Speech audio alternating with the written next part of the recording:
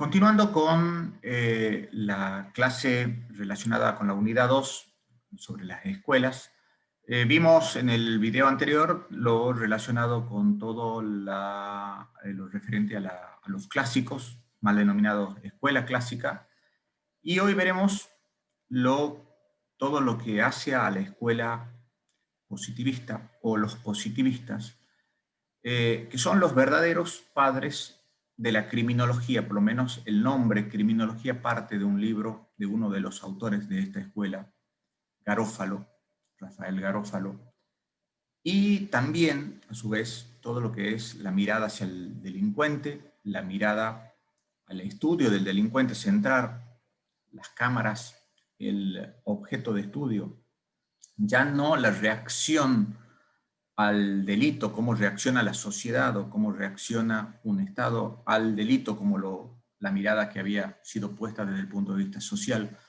como lo hacían los clásicos desde una mirada crítica a la situación imperante en esa época, sino que acá se va a centrar la mirada fundamentalmente en el delincuente y los factores, los distintos factores, cuando digo factores, distintos factores, porque a medida que fueron evolucionando estos autores, comenzando con Lombroso, luego Ferri y finalmente Garofalo, fueron estableciéndose o suavizando esa concepción inicial que tenían estos autores respecto a una asociación inmediata entre las características físicas, fundamentalmente craneológicas, con la su vida delictual. Ya lo vamos a ver en profundidad, pero Lombroso decía: dime qué cara tienes y te diré qué delito vas a cometer, con lo cual se podía hacer una especie de futurología. No era necesario esperar, en principio con las ideas imperantes, no sería necesario esperar que cometa el delito, porque de acuerdo a cómo tenía los pómulos, de acuerdo a una frente prominente o no, la forma de sus orejas, las distancias entre las cejas, determinaba si iba a ser un homicida, violador, estafador, etc. Lo importante también de esta mirada en cuanto a esta escuela en particular tiene que ver con el método científico propio de las ciencias naturales, de la biología, y el método que vamos a ver, ya lo vieron puntualmente en la bolilla 1, que es el método inductivo, el método de la observación. Ya lo vimos en la clase anterior, que tiene que ver justamente si nosotros queremos establecer un determinado fenómeno criminal, de por qué, no sé, si los abusos sexuales en la infancia suele darse en el ámbito intrafamiliar, o por qué determinados homicidas matan de una manera determinada y no de otra, o por qué hay determinadas características particulares, ni más ni menos por esa observación. De la misma manera que un biólogo tiene que ver una X cantidad de casos similares, no sé, cuando estudian los pájaros, el vuelo de los pájaros, y toman distintas especies y observa qué cosas se tienen en común, esto trasladado al hombre, a la antropología, y a la antropología criminal, el estudio del hombre en su aspecto criminal, va a dar de que determinadas características de los hombres se reiteran en su comportamiento. Entonces, cuando X cantidad de hombres reiteran su comportamiento y lo hacen de una determinada manera, de acuerdo a determinados factores, podemos, a través de esa inducción, sacar una conclusión y luego deducirlo para casos futuros a los efectos, por lo menos en principio, de la prevención. Para adentrarnos en la escuela positiva, tenemos que tener una mirada particular. Mirada particular en cuanto a saber cuál era la visión de esa época, de la misma manera que cuando hablábamos de los clásicos teníamos que hablar de las atrocidades del antiguo régimen, las desigualdades sociales. Bueno, acá tenemos que hablar fundamentalmente de dos autores pre-positivistas, por decirlo de alguna manera. El primero de ellos es un inglés, Charles Darwin, ampliamente conocido por escribir uno de los libros más importantes de la humanidad, El origen de las especies, en el año 1859. Darwin justamente hace todo un estudio durante muchísimos años en donde va recogiendo a lo largo de distintos lugares del planeta, incluido nuestro país, recogiendo las especies y viendo cómo han ido evolucionando las distintas especies. Entre ellas, el hombre. Cuando recorre nuestro país en el sur, lo hace en un buque denominado, llamado Beagle, y recorre justamente una zona que luego se llamará por los recorridos de Charles Darwin, justamente el canal de Beagle. A su vez, el capitán de ese barco es Robert Fitzroy, también uno de los puntos, de los picos más altos del sur de nuestro país. En esa zona lleva el nombre del capitán, el cual era utilizado a los efectos de sacar conclusiones de sus largas charlas entre Darwin con el capitán Fitzroy. Cuando dentro de recoger las distintas especies animales, tomó 3 indios yaguanes del sur de nuestro país, sur de Chile, a los efectos de establecer cuáles eran las compatibilidades entre el ser humano blanco y los indios y la distinción entre las distintas especies o la distinta evolución de una misma especie. Tomando en consideración indudablemente que los indios tenían un retroceso, no eran tan evolucionados como el hombre blanco, el hombre europeo, fundamentalmente lo que hace al centralismo británico.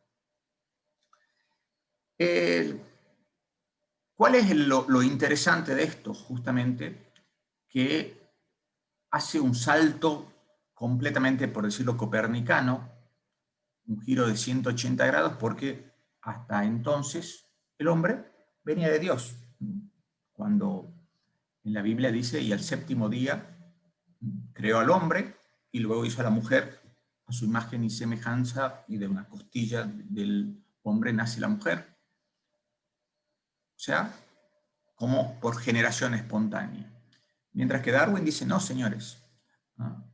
Se da toda una evolución. O sea, el hombre desciende del mono, algo tan simple para nuestra actual mirada, mientras que para la mirada de la época fue totalmente revolucionario. Incluso se ganó enemistad de gran parte de la sociedad y fundamentalmente de la Iglesia. Pero si bien fue un muy serio estudioso, estas ideas de Darwin fueron tomadas por otros autores, y fueron tomados por incluso algunos grandes referentes de nuestro país, incluso Domingo Faustino Sarmiento, presidente en aquella época, cuando hablaba de civilización y barbarie, hablaba justamente de estas ideas darwinianas, de que no todos los integrantes de una misma especie tienen la misma evolución. Y en esa evolución, quien sobrevive es más apto, mientras que el menos apto tendía a desaparecer, porque justamente la evolución hace que eso suceda. El segundo de los autores es el que da toda una mirada filosófica y una mirada bastante preocupante, les decía en el video anterior, es lo que diríamos la cuna del fascismo, la discriminación y el nazismo en el siglo XX. Estamos hablando puntualmente de Herbert Spencer, que fue contemporáneo de Darwin, ambos se citaron en sus libros, pero Spencer, no obstante ser ingeniero y publicista, llevó toda la filosofía biologicista a lo social. Él consideraba justamente de que hacían paralelismos bastante grotescos pero decía que la función de un hígado en un cuerpo, o el hígado, no tiene muchas diferencias como la organización de la ciudad de Manchester. Es decir, considera una sociedad como si fuera un gran órgano del ser humano. Y ahí es donde vienen determinadas, digamos, el otro día el doctor Galup les preguntaba sobre de dónde vienen las terminologías cuerpos profesionales, órganos directivos, las funciones directivas, el brazo de la ley. Cuando se habla de la policía es el brazo de la ley, cuando se habla de que el presidente es la cabeza del poder ejecutivo. Usar términos de cuerpo, órganos, brazo, función, cabeza, indudablemente se hace un paralelismo entre la sociedad y el ser humano. Y cuando hablamos que teníamos un gobernador de facto, que luego fue un gobernador en la democracia, el general Bussi, que cuando asumió el gobierno democráticamente, expresaba una frase que decía: vamos a proceder a la depuración de los malos elementos. Esa depuración de los malos elementos es como, paralelamente, como sería el aparato excretor. A la basura hay que sacarla del cuerpo, hay que sacarla de la casa, y a la basura, a los que no sirven, hay que sacarlos de la sociedad. De la misma manera, el pensamiento de Darwin en Spencer. Spencer escribe un libro, entre muchos otros libros, en donde establecía que, se llamaba La Ley de los Pobres, en donde establecía que a los pobres molestaban, los ineptos, los deformes, los feos, los idiotas, eran seres que no estaban adaptados a nuestra sociedad y por lo tanto debían ser excluidos. Puntualmente decía, voy a leer algo muy cortito, pero para que se den cuenta de cuál es la génesis de estos pensamientos. Decía: eliminar al enfermizo, al deforme, al menos veloz o potente, impide toda degeneración de la raza por la multiplicación de esos representantes menos valiosos. Se asegura así el mantenimiento de una constitución completamente adaptada a las condiciones del entorno y por consiguiente productora de un máximo grado de felicidad. Con lo cual, para que una sociedad pueda ser feliz, esa felicidad también de la que hablaban los clásicos, había que apartar a los idiotas, a los feos, a los torpes, a los menos evolucionados. Todas estas ideas calaron hondo en la sociedad europea del siglo XVIII, fines del siglo XVIII y una gran parte del siglo XX. Estamos hablando puntualmente de 1870, perdón, 1870 a 1930, 1935. Y estas ideas justamente son ideas que a lo largo de la historia produjeron el nazismo. Cuando estudian en Civil 1 o estudiaban en Civil 1 o estudiamos en Civil 1 por qué Vélez Sarsfield puso de qué persona era y da toda la definición independientemente de sus características o accidentes, decía que por más que una persona nazca deforme sigue siendo persona. ¿Por qué? Justamente contrarrestando esas ideas imperantes en esa época, ideas que vienen de los griegos, en donde el deforme no era considerado persona, se lo tiraba directamente de la roca Tarpeya, se lo dejaba en el bosque a los niños defectuosos. ¿No? Podemos ver en Game of Thrones al defectuoso, el padre lo abandona en el bosque para que muera. Bueno, esas ideas imperantes continuaron, pero ya desde una visión científica con estos autores. Fundamentalmente con Spencer.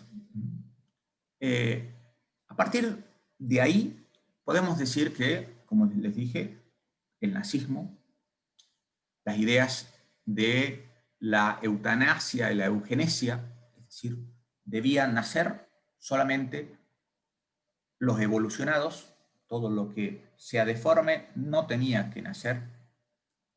El defectuoso, el idiota, el demente de nuestro Código Penal, si quedaba embarazada la mujer idiota demente, como iba a tener un idiotita y un dementito, seguramente tenía que excluirse de la sociedad. Totalmente un nivel de discriminación hoy impensado, o por lo menos inaceptable. Lamentablemente sigue muchas personas pensando eso. ¿Y por qué digo pensando eso? Porque Spencer y luego Lombroso van a decir que cuando hay una frase que perdura al día de la fecha que dice que el rostro es la mirada del alma, es una visión del alma, con lo cual un rostro feo significa un alma fea. Con lo cual a los feos hay que apartarlo de la sociedad, porque por lo general el feo es defectuoso, es el que todavía no ha terminado de evolucionar.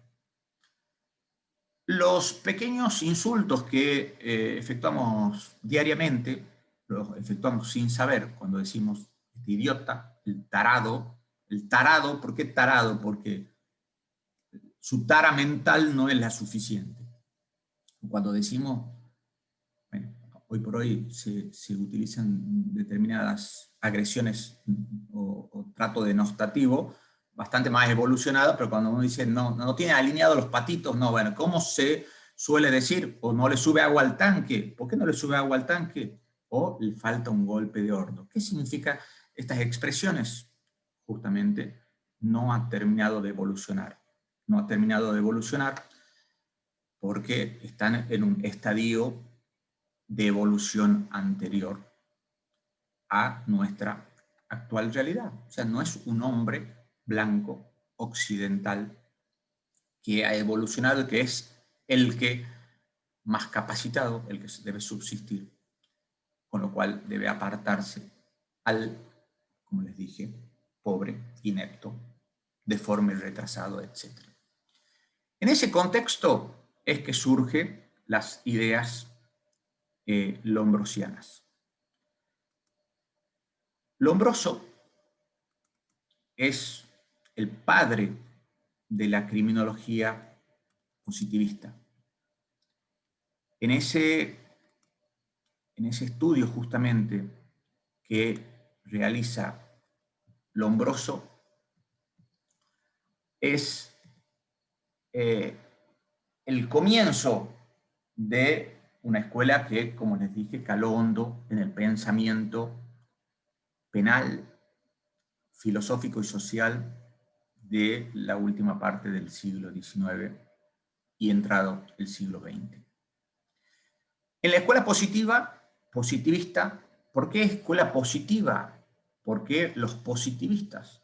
Porque no les interesaba lo político, no les interesaba la crítica de la situación social imperante, sino lo que les interesaba, por lo menos a partir de Lombroso, y luego fueron modificando ese, porque como la ciencia era biológica y la observación, y había que observar al hombre. El tema es que Lombroso efectuó un determinado estudio que después, cuando lo fue profundizando, se dio cuenta de que tanta razón no tenía, entonces tuvo que ser apuntalado luego por Ferri, modificando algunas condiciones, y finalmente por Garófalo, que ya veremos, termina dando muchísimas razones de por qué el hombre delinquía, no solamente por la cara que tenía. Lombroso es el impulsor y el padre de la escuela positiva, y como les digo, positiva porque lo que le interesaba es lo que existe. Cuando hablamos del derecho positivo es el vigente. Bueno, el positivismo es lo que nos interesa estudiar, es la realidad, es el hoy, es cómo está constituida una determinada sociedad. No todas sociedades son iguales, como no todos los hombres son iguales. Pero, en esencia, lo importante es que las sociedades más capacitadas, la inglesa, y los hombres más capacitados, los occidentales y cristianos, sean los que subsistan en pos de una felicidad social y evitar justamente la degeneración o el arruinarse de esas sociedades. Procurar que, de la misma manera que la manzana podrida, separarla, bueno, acá pasa exactamente lo mismo.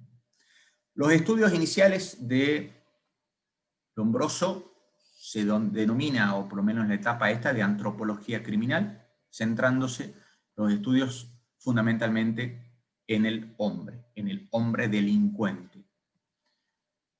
Mientras que luego el segundo paso, ya no centrándose únicamente en el aspecto corporal y mental del ser humano, lo tenemos a Ferri, un continuador, discípulo de Lombroso, en donde ya amplía al hombre, se abre la cámara y centra la atención en aspectos sociológicos, ya no el hombre en sí, sino en lo social, el entorno social. Mientras que Garófalo aplica esta antropología y sociología criminal a la parte práctica.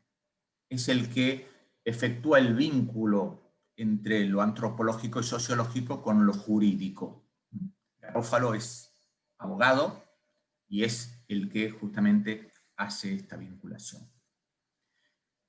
En la Italia del siglo XIX, Cesare Lombroso no era abogado, no era filósofo, simplemente era un médico italiano, profesor de la Universidad de Turín, pero antes de ingresar a la Universidad de Turín y dar clases,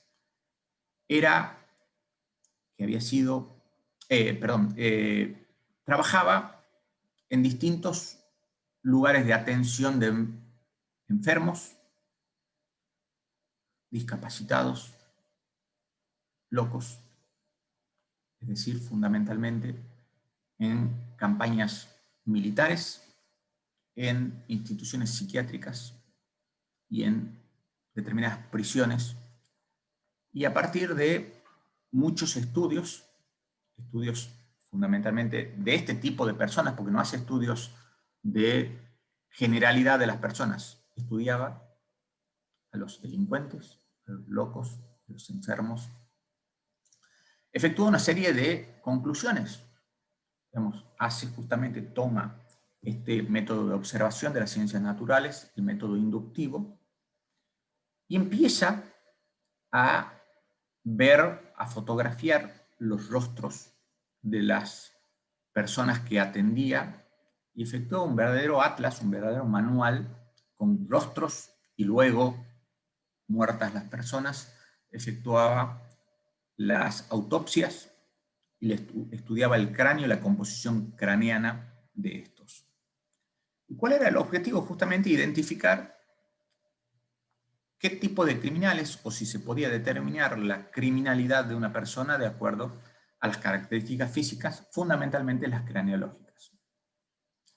Este es el génesis, como le dije, de una visión de que el hombre no tiene un libre albedrío, de que el hombre no decide, sino el hombre genéticamente está condicionado de acuerdo a las características físicas en él. Hoy por hoy tenemos una criminología también positivista en algunos autores norteamericanos del siglo XX, siglo XXI, que hablan también de la genética, pero ya no lo craneológico, sino de algunos componentes cromosómicos. Son los Lombrosos del siglo XXI. Con lo cual pretendía justamente con estas mediciones establecer si es o no delincuente innato, que había nacido como tal, y por lo tanto establecer de acuerdo también a esas características qué tipo de delitos venían cometiendo. En las fotografías pueden ver justamente esto está en Turín, continúan resguardándose todos los estudios que hizo oportunamente Lombroso de acuerdo justamente a esas características frontales, pomulares, en cuanto a cada una de las características del rostro. Pero como les dije, la población se encontraba solamente reducida a los locos, a los enfermos fundamentalmente de problemas mentales, y a los delincuentes. Con lo cual existía una íntima relación entre enfermedad mental, locura, y delincuencia. Por eso, la clase anterior les dije, por lo general, como el caso del petit sobrejudo, son casos de personas que, débiles mentales, eran asociados inmediatamente a la delincuencia. Son los que vagaban por la calle, son los que cometían problemas porque la moral, el comportamiento moral de estas personas no eran las esperables socialmente. Entonces, hace todo en este libro, en el Atlas del Lombroso de 1887, todo un verdadero atlas, luego replicado en El hombre delincuente, uno de sus libros de cabecera, a partir del cual obtiene una fama internacional, fundamentalmente en la Europa del siglo XIX. Fue efectuando fotografías, como le decía, de cada uno, asociaba el rostro de estas personas degeneradas, de estos homicidas, de acuerdo a características a veces de determinados animales. Pero fundamentalmente, ¿qué tenían en común estos delincuentes, estos idiotas? Era la fealdad. Gente no necesariamente con una simetría en su rostro, y hace justamente, como les digo, esa vinculación entre la herencia biológica, la locura y la criminalidad. Y descubre en la parte occipital del cráneo de un famoso delincuente de la época, Vilella, lo que denominó la hipófisis larvada. La parte de atrás, un pequeño hueco detrás de la cabeza, en donde estableció que a partir de todas las personas que tengan esas características, espero que no, en este momento no se estén tocando la fosa occipital, y ver si efectivamente la tienen o no, pero si hubieran estado en la época del Lombroso en Italia, la verdad que los compadezco. Iban a ser considerados delincuentes natos y lo más probable que las ideas eran apartarlos de la sociedad para evitar que irremediablemente delincan. Comienza con Vilella y luego empieza a ratificar su pensamiento erróneo con otros delincuentes, pero en definitiva él los terminaba seleccionando y terminaba confirmando su tesis. Tesis que indudablemente estaba errada. Ya Ferri se dio cuenta de ese error, de que el margen o que el acierto de esta hipófisis larvada y la visión embrionaria de la delincuencia no era tal, y que no solamente el factor craneológico era el que establecía la delincuencia, sino que existían otro tipo de factores sociales, etc. De la misma manera que escribe El hombre delincuente, escribe La mujer delincuente, y llega a decir de que la mujer no delinquía tanto como el hombre porque se prostituía o porque se dedicaba a otras cosas, entre ellas la prostitución. La verdad, cosas con un sinsentido bastante profundo.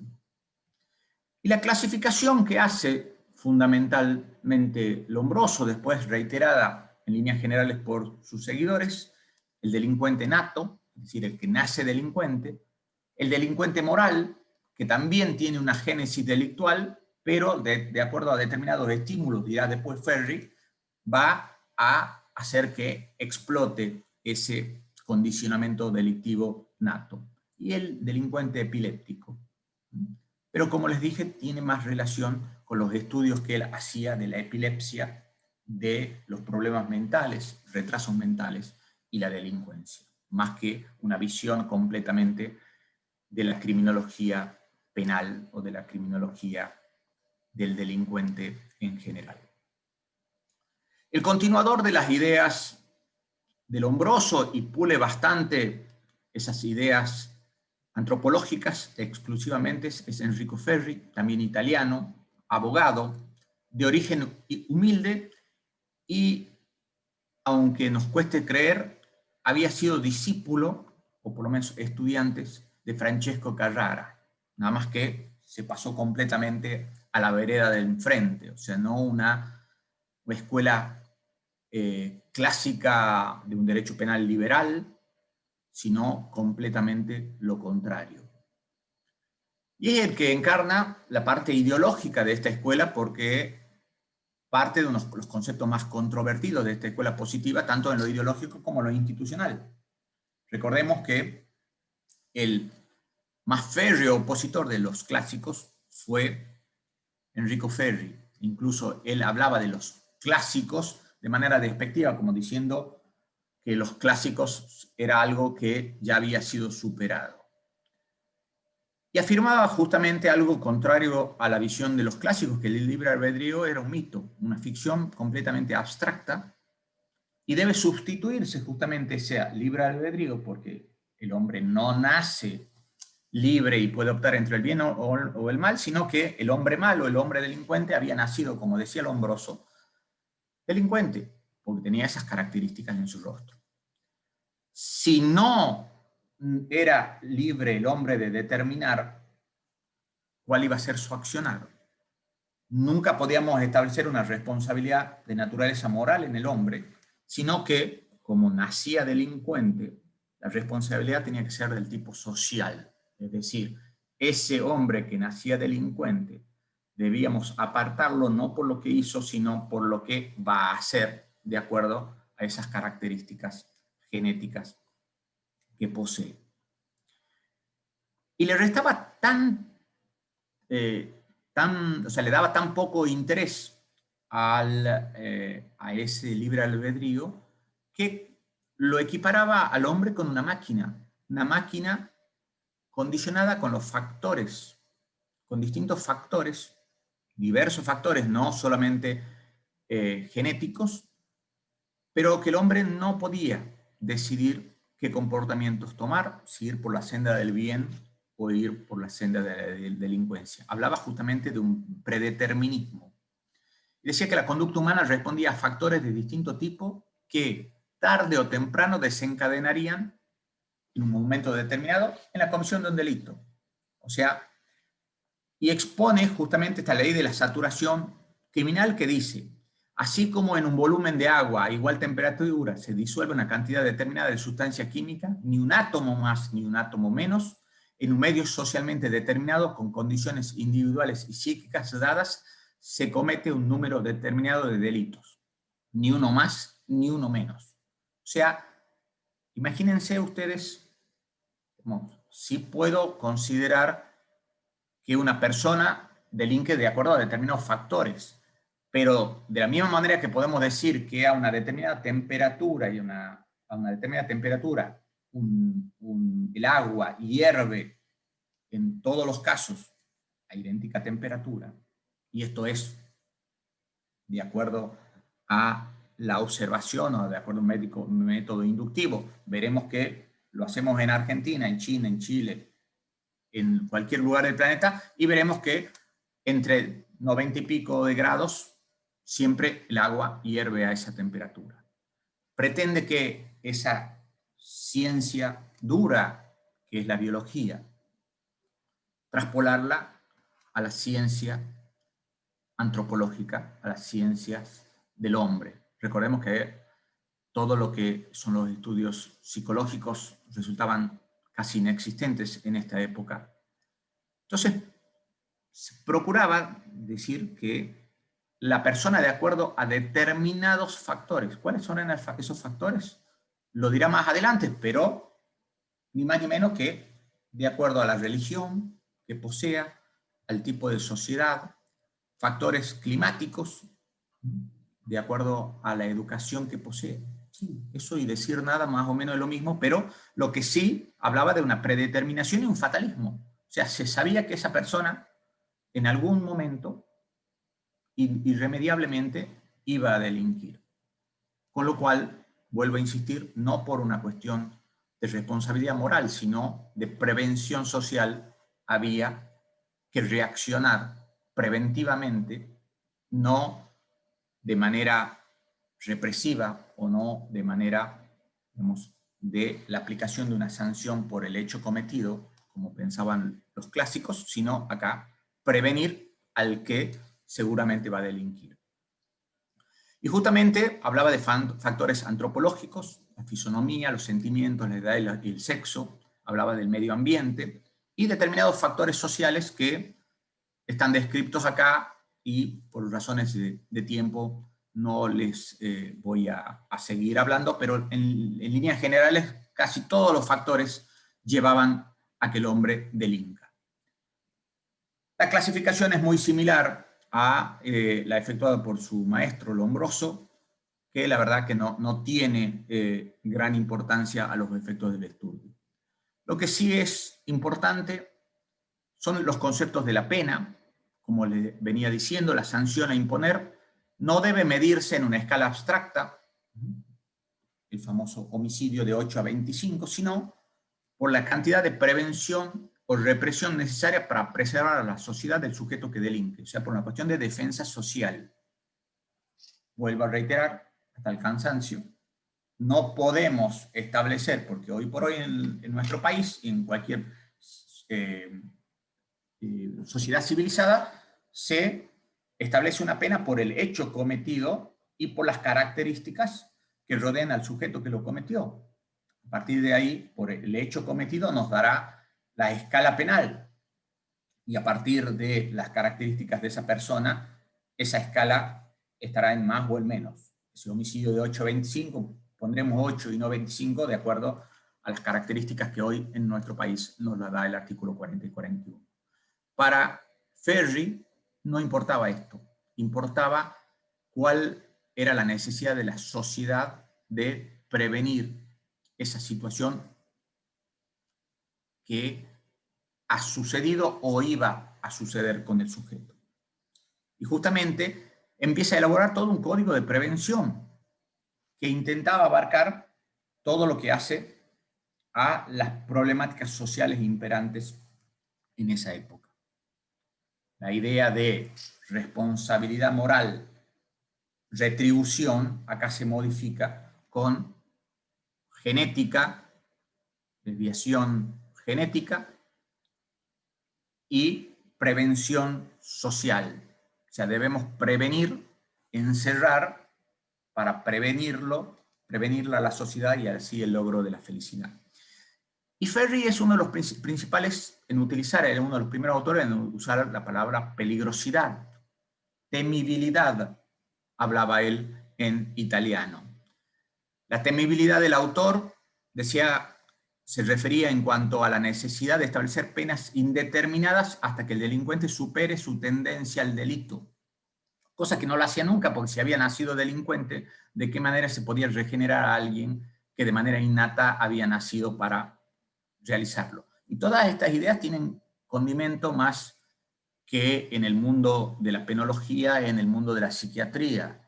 Al loco se lo encerraba, hoy por hoy, las ideas de los loqueros, de los psiquiátricos, cada vez se tiende más a la apertura de este tipo de instituciones, pero la idea es cuánto tiempo tiene que estar un loco encerrado, porque al preso que puede comprender la criminalidad, o sea, la persona que puede comprender la criminalidad del acto, es decir, el que está por fuera del 34 inciso 1, se lo pena de acuerdo a lo que hizo y de acuerdo a sus características a tantos años. Al loco lo apartamos de la sociedad, al igual que al preso, pero de manera indeterminada. ¿Por qué? Porque indudablemente esa persona la consideramos peligrosa y no readaptable. La cárcel es para resocializar. Y al loco, en principio, no sería resocializable. Y en tanto, en cuanto fuera peligroso, debe mantenerse apartado de la sociedad. En nuestro país no existe la prisión perpetua, pero sí tenemos un caso, el de Robledo Puig, que ingresó a prisión en 1972 y, no obstante, para aquella época la prisión perpetua a los 20 años podía salir, es decir, en 1992 hubiera cumplido o estaría en condiciones de salir. Ya pasaron más de 20 años y Robledo Puig sigue en prisión, porque justamente por esa temibilidad, todos los informes criminológicos que efectúan los distintos institutos carcelarios establecen que es una persona no adaptable, una persona que no puede vivir en sociedad. Es uno de los pocos casos en nuestro país en donde la prisión perpetua efectivamente va a ser perpetua. El último de los autores es Rafael Garofalo, como les había dicho, abogado italiano, y por ser jurista, juez particularmente, fue el encargado de sentar las bases, darle la seriedad y esa vinculación entre la antropología del Lombroso, la sociología de Ferri, e ingresarla, insertarla al mundo del derecho, particularmente del derecho penal. Y es, a partir de su libro, escrito en 1885, Criminología, el que sienta las bases o el que da el nombre a la materia y a la temática que estamos estudiando hoy en día. El delincuente, digamos, centra la mirada en el delincuente y la descripción antropológica y psicológica del mismo. Mientras que centra él, conjuntamente con Lombroso y Ferri, en el delito. No solamente en el delincuente, como habían hecho sus predecesores, sino en el delito como producto, justamente, como la elaboración de ese delincuente. Garofalo termina de definir el concepto de temibilidad y es el que utiliza el término peligrosidad.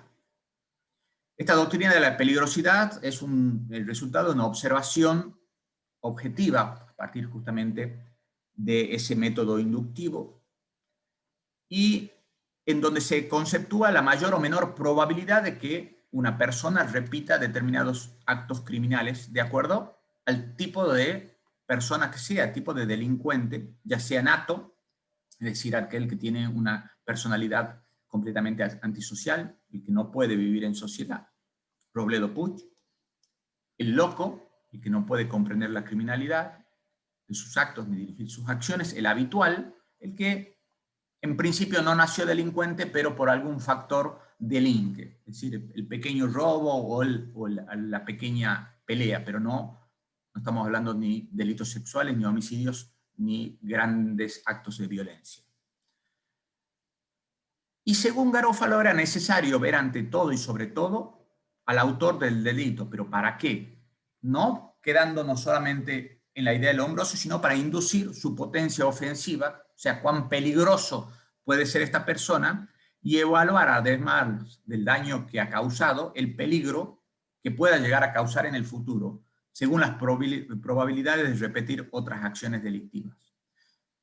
Por lo general, en nuestra ideas tomadas fundamentalmente de los clásicos, del derecho penal liberal, el cual hoy nos hemos imbuido, tiene que ver de que nosotros centramos nuestra atención, el derecho penal centra su atención en una persona a partir de que delinque, no a partir de su feo rostro, como pretendían los positivistas.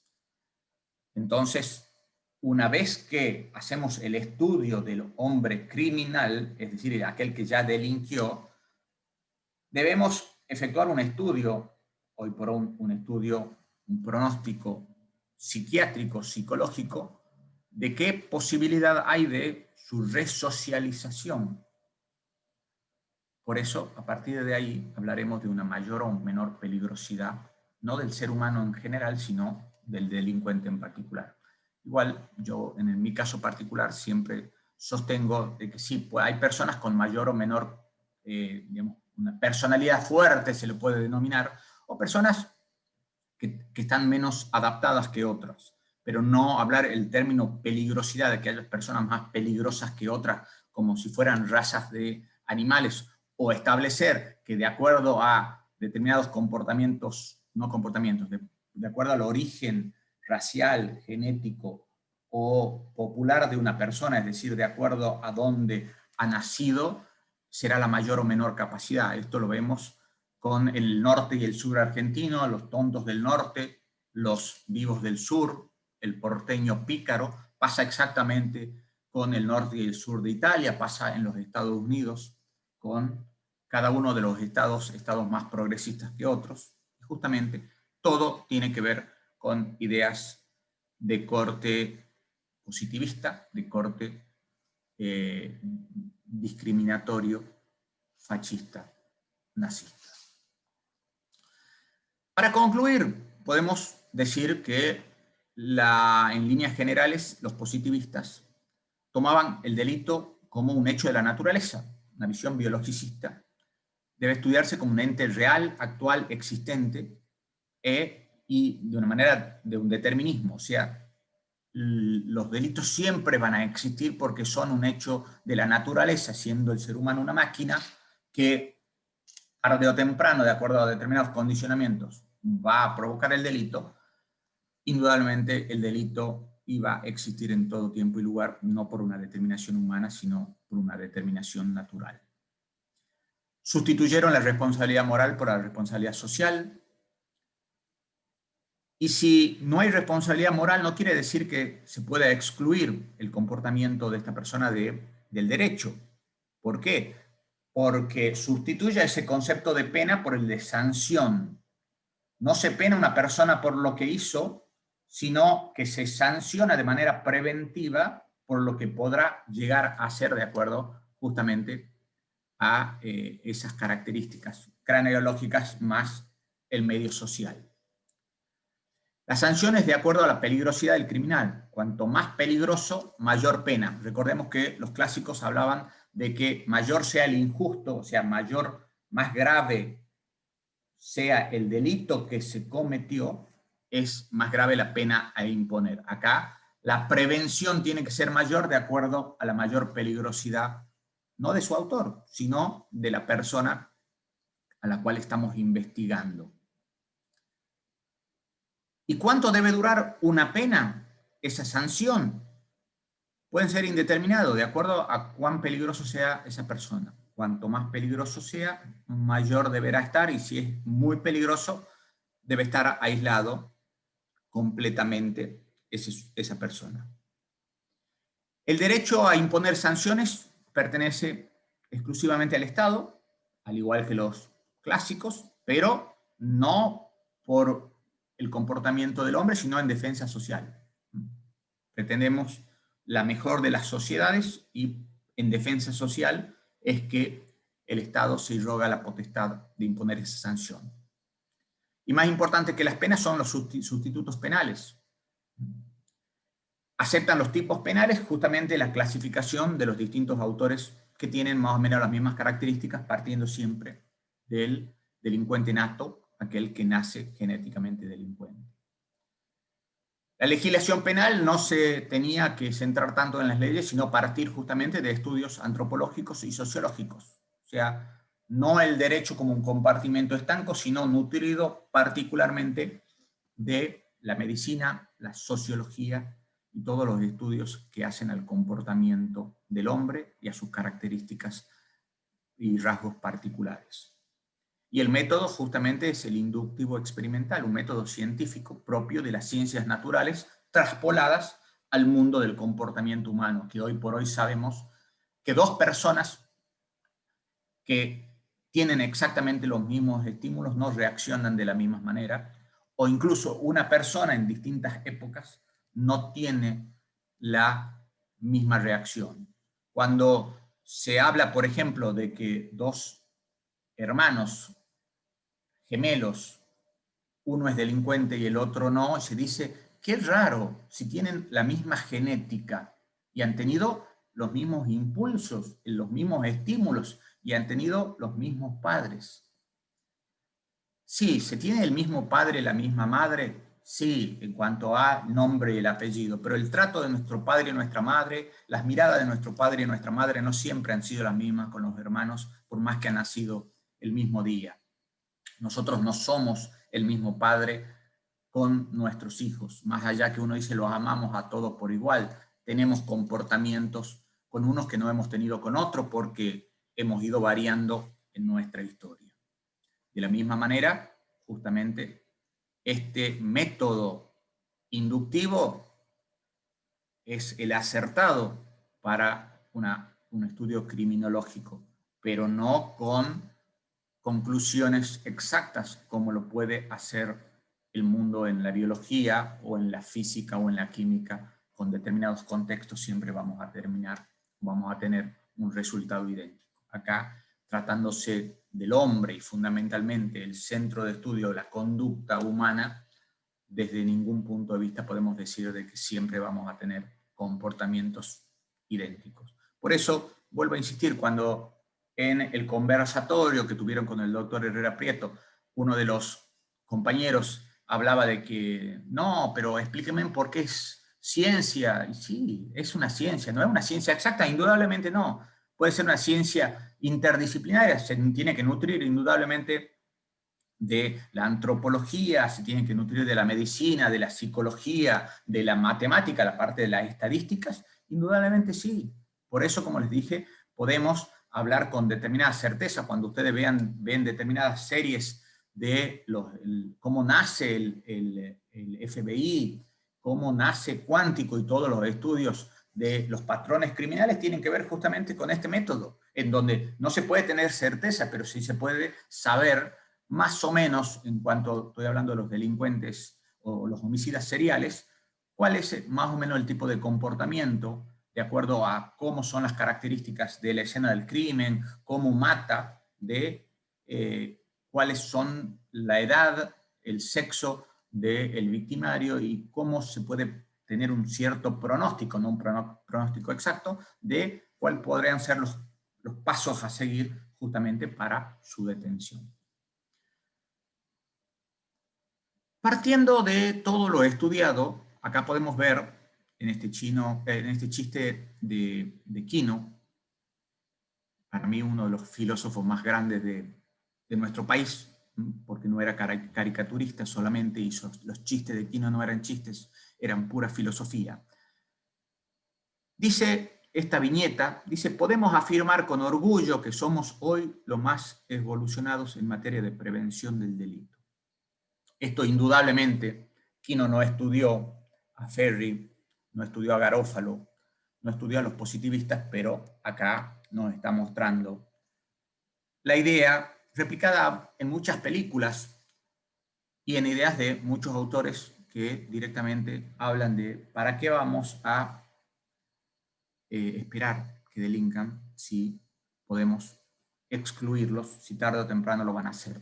Esas ideas imperantes hoy en día son los que pretenden que los menos favorecidos de la sociedad, los más feos, los inadaptados, estén cada uno en su barrio y no nos molesten. No nos molesten en nuestra linda casa de Barrio Norte, en nuestro country, justamente para intentar que cada uno esté por su lado.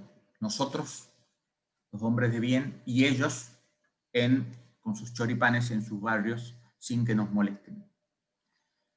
Esto no es una cuestión de la grieta en la República Argentina, tiene que ver con una cuestión que se replica en todos y cada uno de los países del mundo, las derechas y las izquierdas, el progresismo y las visiones conservadoras.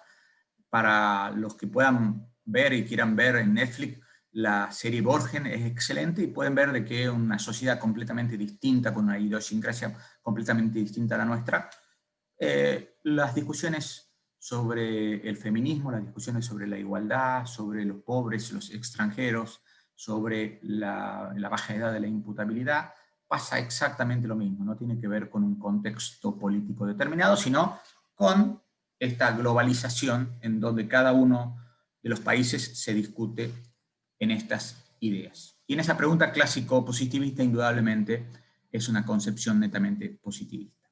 Para concluir la clase de hoy, si tenemos que comparar en un paralelismo que pretendo hacerle, es los clásicos versus los positivos. Si los perros fueran hombres y si nosotros fuéramos clásicos, lo primero que diríamos es bueno, tienen que ser todos iguales. Lo tenemos que tratar a todos por igual y procuremos, si llegan alguno a morder, no lo castiguemos, o el castigo que tenga relación entre el tipo de daño que efectuaron. Pero no le miremos la cara. No preguntemos de qué raza es, no veamos el tamaño corporal de ese perro para determinar, mira, los chiquitos son histéricos, los grandotes son peligrosos, tarde o temprano va a morder este, porque indudablemente vamos a tener una visión positivista biológica, que de hecho se lo tiene. Se sabe cuáles son las razas peligrosas y cuáles son las razas de departamento, perritos que son buenitos, los perros inteligentes, los perros tontos, los perros histéricos. Los pequines son tontos, histéricos, de viejas histéricas. En cambio, los hombres machos tienen que tener perros machos, grandotes, para reflejar justamente esa personalidad. Bueno, pasa también exactamente en la sociedad. Pero si los perros fueran hombres, esos perros viven en sociedad, viven de manera conjunta y nosotros, el Estado, procura de que haya una armonía, un contrato social entre esos perros para que vivan en sociedad. Y si uno de esos perros llega a morder a su dueño o a cualquier persona que ha ingresado, ahí inmediatamente corresponde la reacción.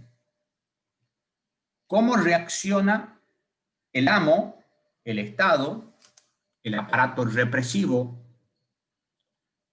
Algunos lo retarán, otros agarrará el diario y pegar un chirlo. Otros dirá, este no se puede readaptar y hay que sacrificarlo, pero de acuerdo al daño que ha cometido el perro, de acuerdo a cuánto nos ha dolido esa mordida, de acuerdo si nos ha mordido a nosotros o a nuestro hijo, será la mayor o menor castigo que le demos a ese perro. Y ese castigo, ¿por qué se lo hacemos? Para que aprenda. Y se lo hacemos juntamente con los otros perros.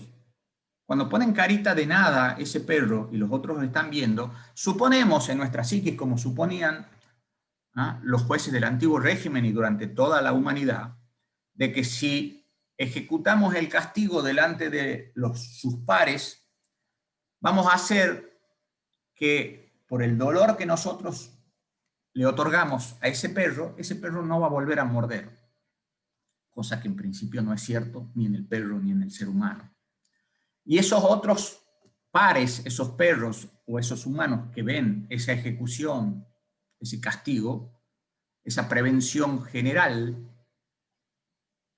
a los efectos de disuadir, tampoco tiene gran repercusión. Y nos podemos preguntar, ¿por qué mordió? Y si somos clásicos, diríamos, mordió porque quiso. Pudo optar entre morder y no morder y optó por morder, porque tenía el libre albedrío de morder. Los otros no mordieron nunca. Con lo cual, será una mirada clásica. Mientras que el positivista inmediatamente va a decir, no, fíjate la cara que tiene, mira la raza que es, indudablemente tarde o temprano iba a morder. En cambio, esos dos no van a morder nunca, porque son un chihuahua y un pequineo o un cocker. Son buenitos, es imposible que muerdan. ¿Lo debemos castigar? El clásico, justamente como les dije, sí, para que aprenda, retribuirle por lo que hizo, y que los otros miren para que no lo vuelvan a hacer. Prevención especial y prevención general. Retribución y ejemplificación. Mientras que los positivistas van a decir, no tiene sentido. En realidad hay que ponerlo en una jaula, aislarlo o directamente sacrificarlo porque no va a cambiar. Te va a volver a morder, o podemos hacer un estudio y veremos que todos los Doberman, todos los Pitbull siempre se comportan de la misma manera, con lo cual no pueden vivir en una sociedad junto con los hombres porque se van a comportar de una manera violenta siempre. Es cuestión de tiempo, es cuestión de determinados factores que hagan que reaccionen. ¿Y para qué lo vamos a castigar? Sí, lo castigamos justamente, los clásicos dirán una cosa y el otro dirá no tiene sentido el castigo.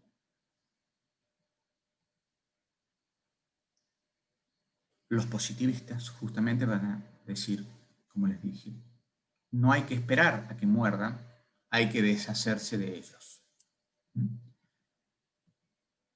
En definitiva, les dejo acá un cuadro de los puntos más importantes de las tres preguntas que nos haremos con los clásicos y los positivistas. Nos preguntaremos, ¿por qué el hombre delinque? ¿Qué hacemos con el hombre que delinque? ¿Y para qué castigamos? ¿Para qué penamos? De acuerdo a la respuesta que tengamos, nos estaremos enrolando en la escuela de los clásicos o en la escuela de los positivos. Luego vendrán otras escuelas, la escuela de Marburgo, von List, que en definitiva es una mixtura de estas escuelas que la verdad no tiene mucho sentido.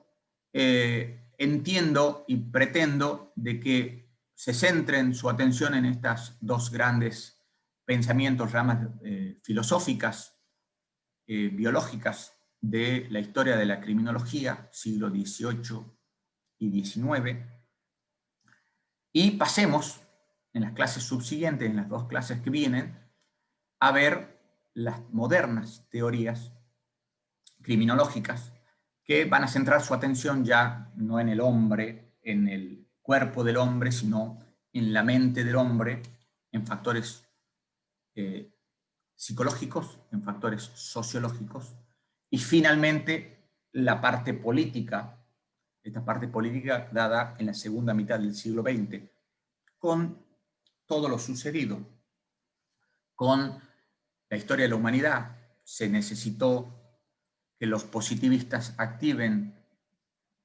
en lo político todo un pensamiento que termina deviniendo en la Segunda Guerra Mundial, la crueldad de la Segunda Guerra Mundial, determinadas otras guerras en donde interviene Europa y Norteamérica, y a partir de ahí todo el movimiento de la década del 60, el movimiento hippie en lo social y el movimiento de la criminología crítica, que a raíz justamente de esos tormentos vividos en la Segunda Guerra Mundial, se dan esas ideas abolicionistas, minimalistas, en donde se vuelve a los clásicos y con unas ideas remozadas se pretende justamente evitar la desigualdad social, procurar volver, digamos, toda una crítica al sistema imperante, la crítica al sistema carcelario, la crítica al sistema penal, que solamente detecta a los menos aptos, a los pobres, ¿eh? Cosa que los mismos que decían los clásicos son las mismas críticas, nada más con bastante más fundamento, efectuarán muchos autores europeos y norteamericanos que vamos a estudiar. Le agradezco su atención y espero que, pido perdón por lo largo de las clases, de estos 3 videos, pero con la seguridad de que luego de las clases no tienen necesidad de recurrir a los libros. Muchísimas gracias.